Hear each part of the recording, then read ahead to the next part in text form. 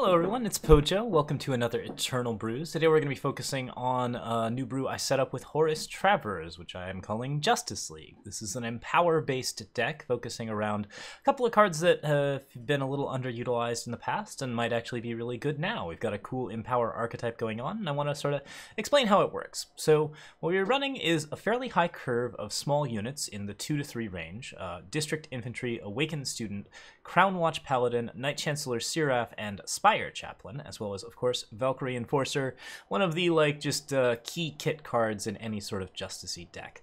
So with the Empowers on Awakened Student and District Infantry, we're trying to rush in with a lot of stats very, very early. We also throw stuff like Crownwatch Paladin to get some sort of weapon effects going on, so that we can put weapons on top of this card and make it very, very big. We run Knight-Chancellor Siraf to capitalize on some late-game options, because this deck is very capable of drawing up to 8 power, and with Spire Chaplain, we allow ourselves to draw power to keep the Empowers running, and also to get ourselves up to the point where Siraf can activate. Beyond that, we have Stand Together as the ultimate combat trick for any sort of aggressive deck that wants to play a lot of units. Finest Hour to push through damage and get past those pesky Sandstorm Titans, as well as anything new, such as the new Tavrod card. And then finally, the 4-drops, which are the exciting ones. I have a 1 of Copperhall Elite here. It's filling a space. I actually really like having an Overwhelm unit in here because I'm looking for more ways to push damage. But the main key interesting card here is Copperhall Paladin, a 3/4 lifesteal, which says when you play a weapon on Copperhall Paladin, you play Justice Sigil from your deck depleted. I talked about this a little bit in my Eternal spoiler reviews, but the basic idea behind this is that if we give Copperhall Paladin any sort of power effect, first off, he triggers Empowers, which means that we trigger Empowers twice for certain units. District Infantry will go up to a 5/5 if we play a power and then play a weapon. Awakened Student will go up to another +2/+2. And finally, the most interesting thing, if the weapon in choice is Gilded Glaive, that'll be a +2/+2 to Copperhall Paladin, an immediate +2/+2 from the Justice Sigil that you play depleted, and then another +2/+2 from any powers that you might have in your hand from cards like Spire Chaplain. So we get an immediate +6/+6 in stats, rush in with a 9/11, and or a 9/10, and yeah, it goes pretty well. It's a really fun way to get a lot of aggression going very fast. We put our opponent on the back foot as fast as possible. In terms of weaknesses, this deck is not terribly capable of pushing through the last bit of damage. If it gets shut down early, we don't really have a lot of recourse, so keep that in mind. There are ways to protect your units. You can cycle in more protects, you can try to use Rebuke or other stun effects to get through damage against heavy blockers, but in general I found that this balance seems to work pretty well for me. Obviously you want to tune it to whatever it is that you're feeling is working in the meta. Okay, so other weapons that we put on Copperhall Paladin. Hammer of Might is just a classic. It's a +3/+3, huge bonus. The Warcry 3 gives us a little bit of longevity in the game. I don't stack this one terribly high because longevity is not typically what we're looking for. I can accomplish that with Siraf, and I also really think that, basically this deck wants to win as fast as possible. But it is a pretty nice card for making sure that you have something into the late game, so it's a solid 2 of here, and it does activate quite well. Peacekeeper's Prod, however, is the star card. With 3 green influence, it's pretty hard to play, but with the Spire Chaplain and the just general green lean that we have in this deck, Peacekeeper's Prod tends to get a lot of work done very, very quickly. This is effectively a rebuke on a stick on a weapon, and it's yeah, it's a very, very good thing to be playing down. Tends to be very tempo positive, often finishes your opponent that turn, and in terms of a good turn 4 or a good turn 5, Peacekeeper's Prod is one of the best things that we can be playing on our Crownwatch Paladins and our Awakened Students and pretty much anything else that we want to do. So very, very good stuff. Other things to note, there are a lot of different places to put your weapons, and what you want to focus on depends on what it is that you're playing against. Focusing on Copperhall Paladin gives you a lot of lifesteal and a lot of health gain against aggro decks, which means that you get to basically answer those decks, and even if they have Vanquish or something silly, you have a lot of turns to set up and take advantage of your late game, or your Sirafs or your Copperhall elites, or basically all of the extra stuff that you can be playing. If you play it on a card like Crownwatch Paladin, it'll be more vulnerable to blocking units, but it'll be much better against control decks, which means that you can basically play a weapon and keep it tempo efficient against heavy removal. So if you're looking at removal, you want to play it on Crownwatch Paladin. If you're looking to push through a defensive deck, then you want to play it on your Overwhelm units, cards like Knight-Chancellor Siraf and Copperhall Elite. These cards are really, really good with weapons on top of them, so it's nice to put them there when you can actually like push a little bit of extra damage. Keeping up Stand Together for the appropriate time is really, really nice. With Stand Together, it is a tricky card to play, so a bit of advice on that one. Basically, you do usually want to play Stand Together in situations where you have the power for it and you don't have anything else to do. Sometimes you can wait until the end of your turn, sometimes you can wait until after you've attacked.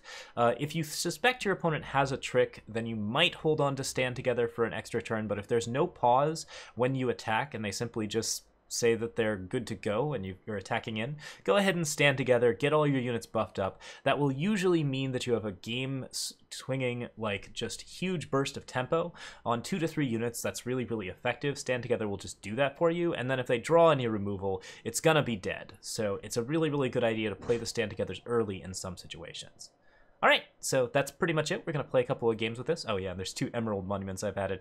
The deck runs at 27 power. I don't run any Seeks because I think it needs to be fairly efficient on turn 1. District Infantry really, really likes that. The Emerald Monuments are a new addition. I'm playing around with them a little bit. I don't like the depleted power all that much, but I think that they might be pretty useful to help stabilize the late game. So this is a different option, but could be a pretty good one. Alright, so beyond that, I think we're ready to start a few games, and we'll show you how it works. Alright, so right now we have a hand with all 3 drops, which is not quite what we're looking for. We're going to redraw here. Most aggro decks run 12 2-drops, which is something that I'm seriously considering upping. We could put Desert Marshals into the deck to get a little bit more aggressive, but I found that the stat lines on units, like playing for the most efficient options, has been pretty good for me so far. So there may be some tweaking left to do with this deck. I encourage people to experiment. Justice Sigil onto District Infantry. Do like that a lot, and then like we have Awakened Student to follow up, so this is the curve that I'm generally looking for.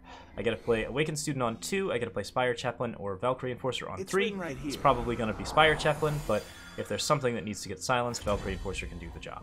Alright, time here. And we attack in. We'll see if he wants to block with his Temple Scribe. He might hold on to it. Alright.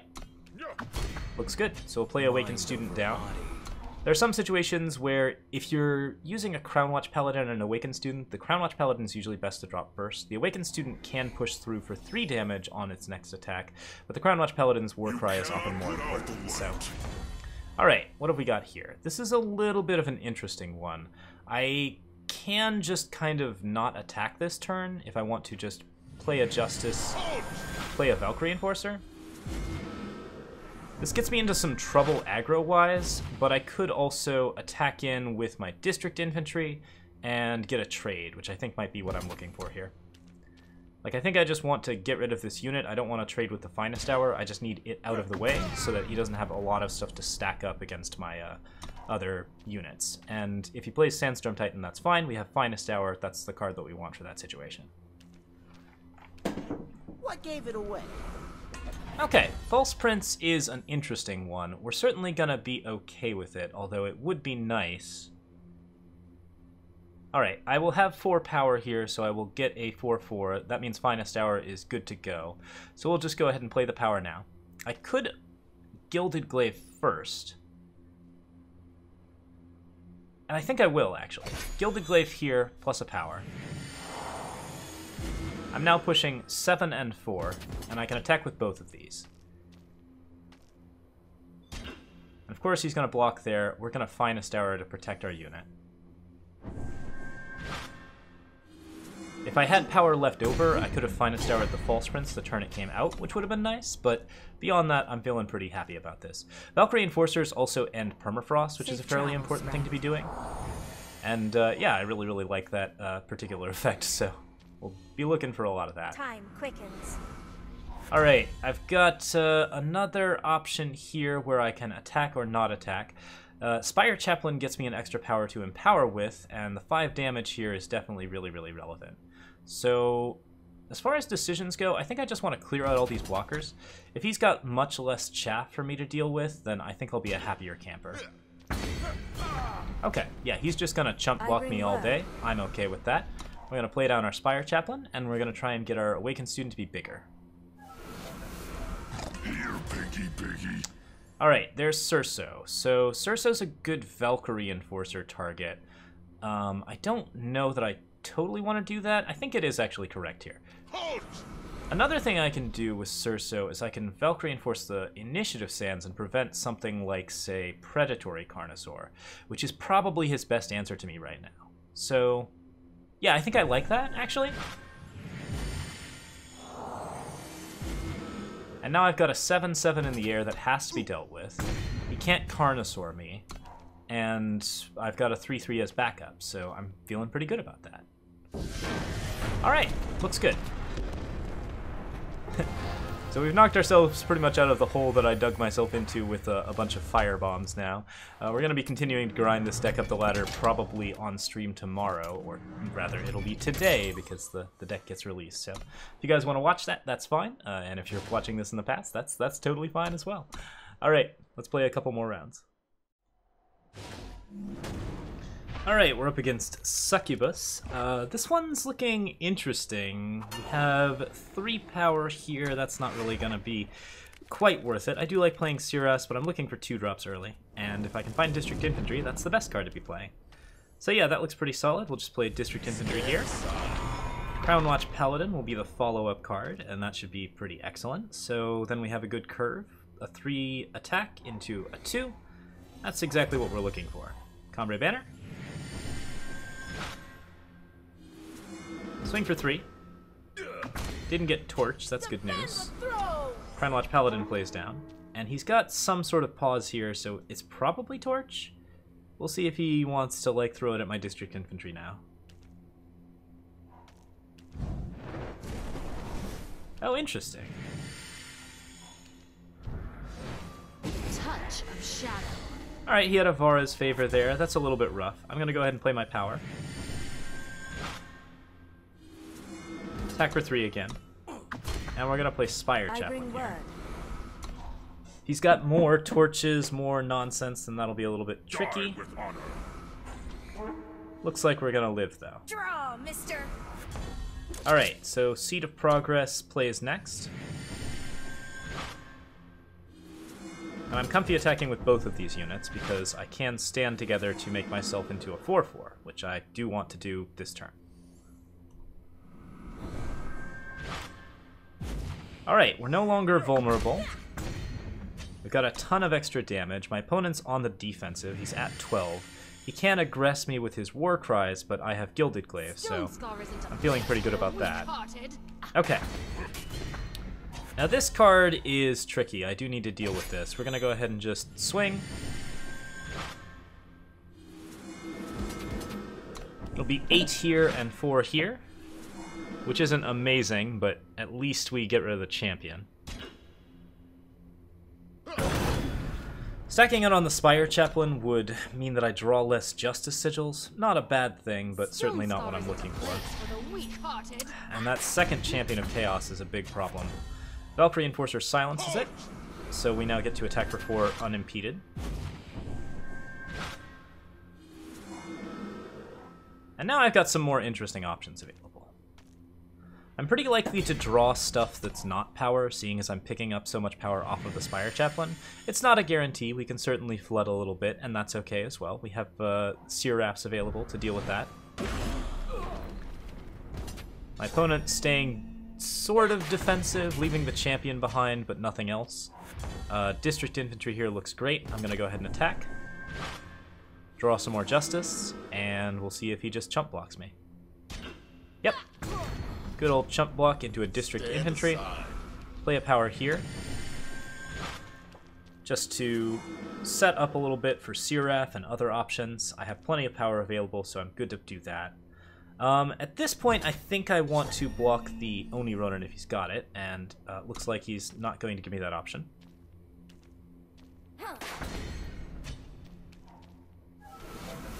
End of the road, friend. Bandit Queen's a very unusual card here. He does get to basically set up an interesting block situation.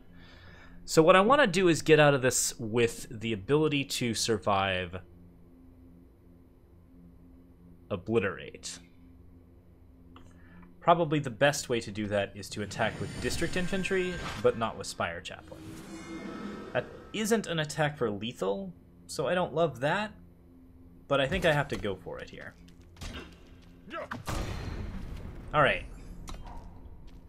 So now he's got 4 again. If he attacks with both, I think I probably let it pass. Looks like he's going to attack with 1. So he's on the defensive now. He has Obliterate. Ouch. Yeah, he does have Obliterate. Fire! Peacekeeper's prod stuns. And then we get through. And that's exactly what we were looking for.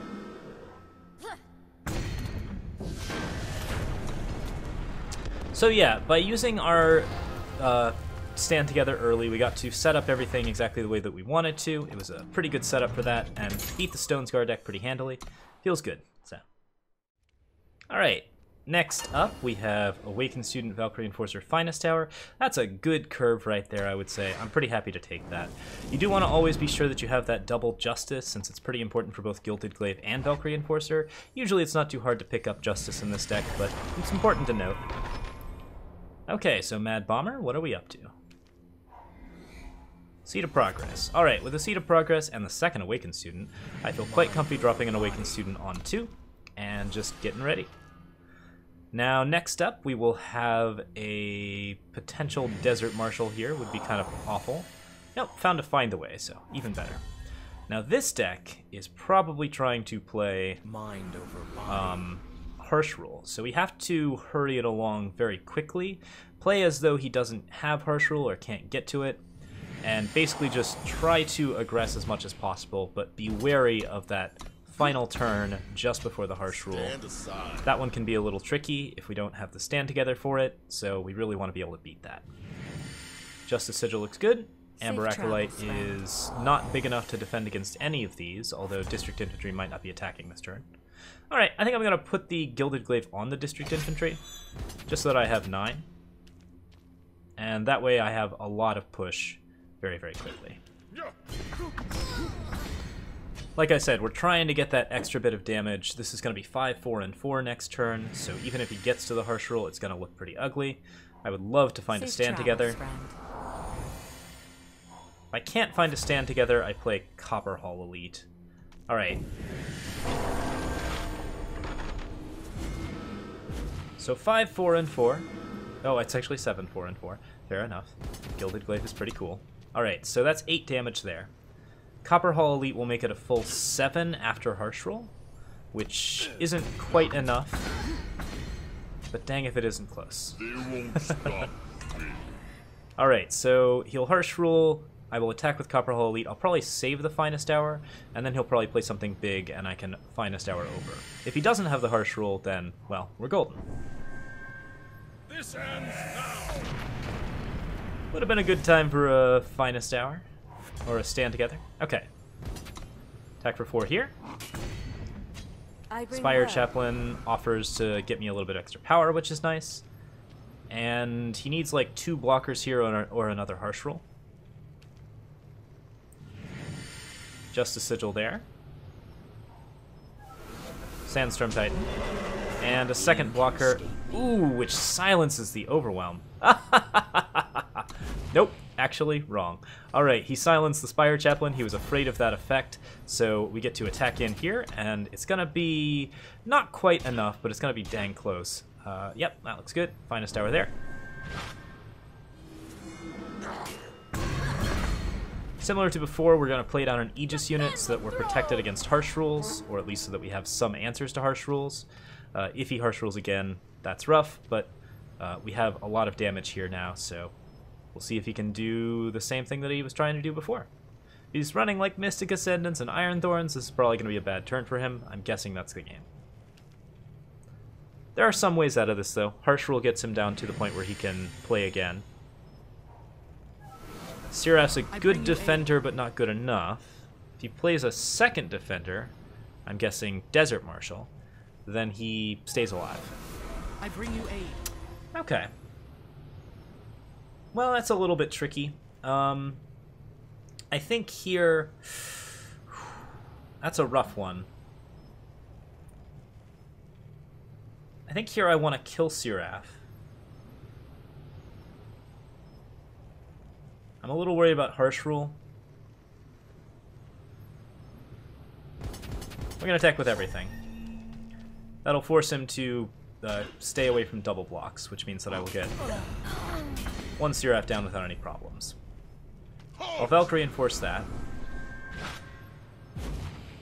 And I keep the Crownwatch Paladin up, which is good. District Infantry here... Yeah, forces an extra block. Since a Harsh Rule doesn't actually kill me here, that seems right. There's still Harsh Rule Desert Marshal, which I don't love, but everything else looks good, so... And I'm guessing if he had the Harsh Rules, he wouldn't have played it. Marshal Ironthorn. You've run far A enough. fairly expected card in Combrei big stuff. And we got that infinite Hourglass so we can stop ourselves from getting stunned by anything. Just swing with everything. Try and get that 1 damage in. A Desert Marshal silences the 3-3 but only provides 3 blockers, so the District Infantry will get the 1 damage in to win the game. There we go. Alright, that was a nail biter. I like it. Okay, we are still at 25 health, so we kept him on the defensive the entire time, and there we go. Got ourselves promoted out of the doldrums.